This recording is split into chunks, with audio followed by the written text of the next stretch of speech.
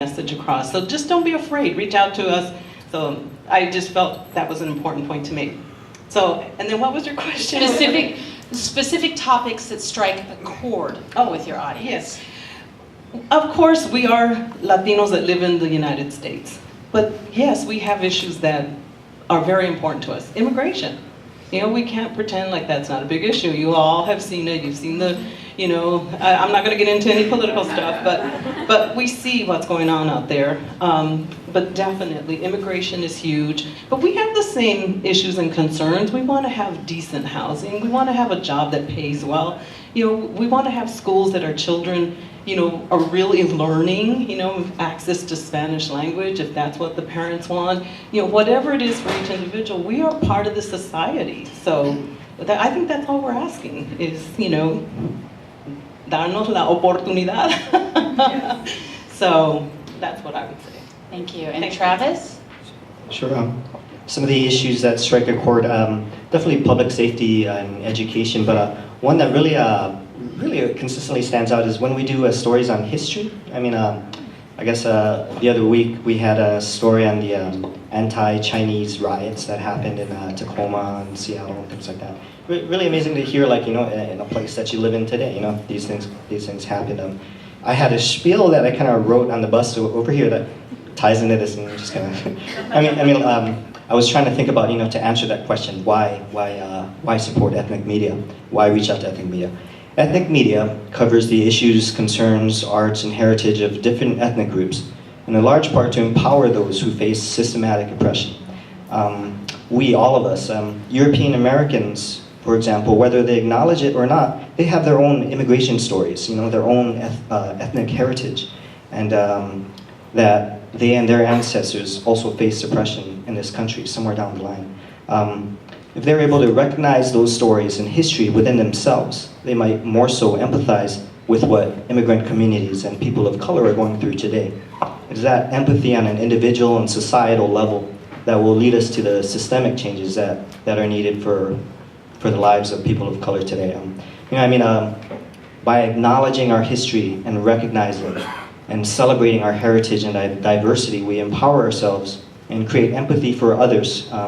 When we deny those stories, when we deny those identities, we find that we allow history to repeat itself. The IE, we recently got a grant to sort of talk about the similarities between the redress movement. Remembrance Day today, when we incarcerated Japanese Americans across the West Coast. We're going to have a panel to sort of talk about how that is sort of similar. We're seeing history repeat itself in the xenophobia that's happening in a post 9/11 Trump world. So it's things like that. We've got to remember who we are and our where we came from and our heritage. All of us, everybody. Mohamud? If I may add, the phobia he mentioned right now. Tomorrow we have a big meeting at New Holly. So I would like to invite everybody, my fellow media. We are meeting with the Chief Police of Seattle on issue about Islamophobia. And that's now what we are experiencing as a Muslim community in America, all over. And we are watching also the elections, what's going on, keeping an eye on Donald Trump, and, the community is really are afraid. I just came back from a trip to Middle East 2 months ago, and I was traveling in everywhere, Egypt, Palestine, Jordan, and when I heard Trump, talk, and that's the time I wear this one in order to support my fellow sisters who are right now, everybody who can watch and see, they are definitely Muslims. So that's a huge issue. Other issues are housing, jobs, and employment, youth violence, many issues, family issues, all those, because we are new immigrants, Somalis, we just came 20 years ago, and we are still struggling to catch up in this country, and now we are seeing this politics, it's adding on us. Yeah. Thank you. Chris?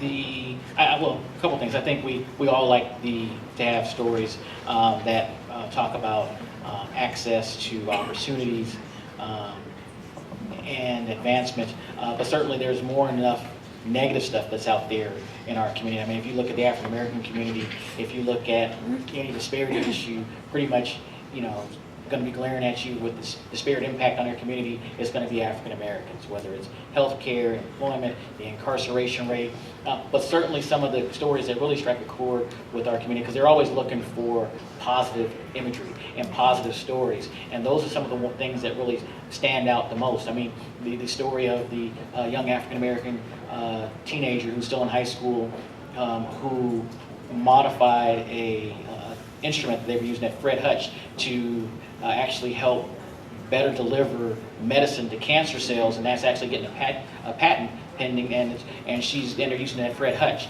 and she's was a senior in high school when she did that. The stories about some of these community-based organizations that are having a huge impact in healthcare and joblessness, and helping to keep our young men and women out of the judicial system that have very little funding.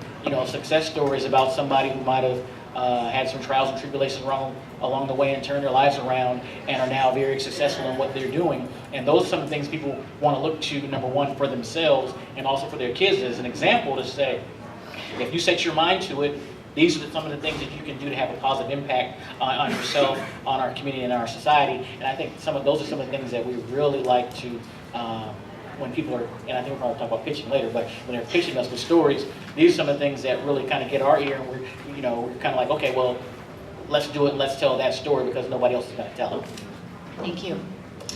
What advice do you have for communicators designing their first ethnic media buy, and any platforms would you recommend, and why?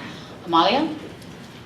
That's a great question. So when we work with people to design a first outreach approach, we like to recommend a mix of everything, right? If you're going to do broadcast, we like to throw in some digital so that you have something to track. We did a great buy with Teresa recently where we did it was for a local shopping mall that wanted to test this market. They weren't really convinced that maybe the Latino market was for them. So we designed a $500 gift card giveaway for back to school.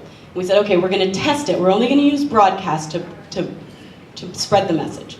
But we're going to have people enter on Facebook. But we're not going to spend any money on digital. We just want to see how it went. Well, really limited buy, 2-week buy, right? 2 weeks, over 5,500 entries into this. So clearly, I mean, we were able to say it works. And when, we're always looking for that metric at the end where we can go back to our clients and say, it works. This is an audience that you need to pay attention to.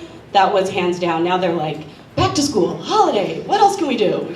So, and now it's also trying to show, now we're kind of helping this retail play put feet on the ground. How can we track this back, right? This is always the $1 trillion question, especially for broadcast. How can we track it back to actually feet that are entering the shopping mall and making purchases? But we like to always recommend a mix, because as communicators, you have to go back to someone at the end and say, this was successful, right? And so if you don't have a lot of metrics on the broadcast side or the print side, that you supplement that with something digitally. Thank you. Sian? I think I already answered this question. I'm going to make you do it again. Answer in a few different words. Okay. Do you have any examples then? Let's go with that. Okay. Sure. Yeah.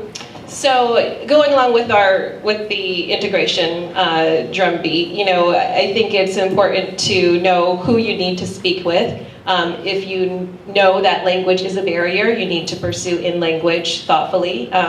Don't just do the Google Translate, although it's cheap. There are some great translation services out there, and then also doing that cultural context.